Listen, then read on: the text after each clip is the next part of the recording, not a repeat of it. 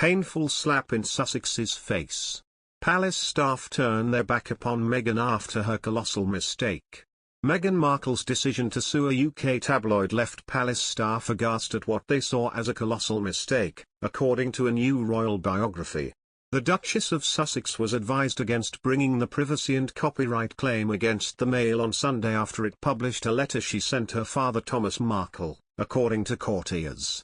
However, the book, published on October 6, 2022, and written by experienced royal correspondent Valentine Lowe, suggested Meghan was determined to go ahead and would ask, "Why is nobody listening to me?" Everyone else was equally determined to talk her out of it, Lowe wrote.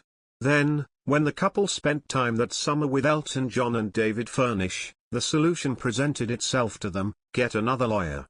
Shillings, a firm Elton had used before, had a reputation for being the most aggressive libel firm in Britain, as well as for charging eye-watering fees.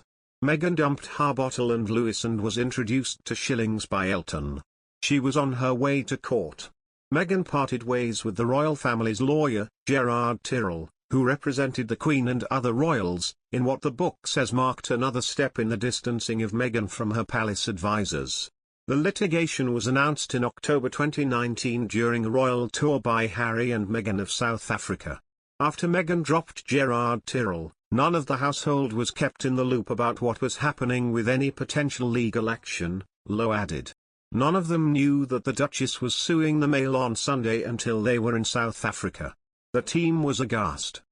They thought it was a colossal mistake, not least because it threatened to derail the rest of the tour. There was, however, very little they could do about it. Around the same time, Meghan and Harry give interviews to UK network ITV in which they spoke about how hard life in the public eye had been for them. Harry also acknowledged the rift with his brother for the first time publicly, prompting William to reach out once they were back in Britain.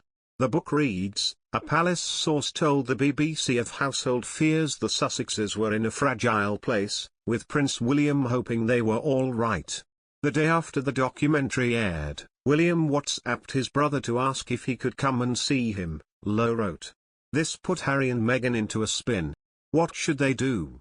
Initially, Harry was in favour. Then he spoke to his brother again and asked him who he would tell, Lowe wrote. Prince Harry and Meghan Markle are reportedly panicked over some of the language used in their new Netflix documentary following the death of Queen Elizabeth II.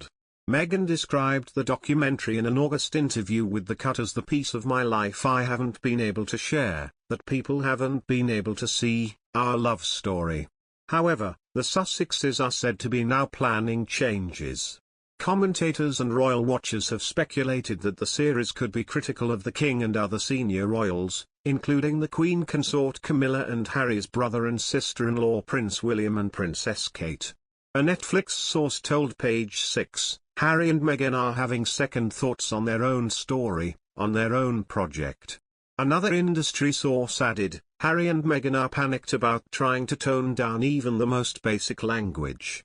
But it's their story, from their own mouths.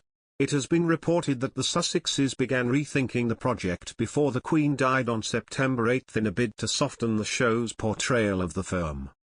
The Netflix source added, they've made significant requests to walk back content they themselves have provided, to the extent that some Netflix staff believe, if granted, it will effectively shelve the project indefinitely. However, another source reportedly said that Netflix had made it clear the show would go ahead. That Netflix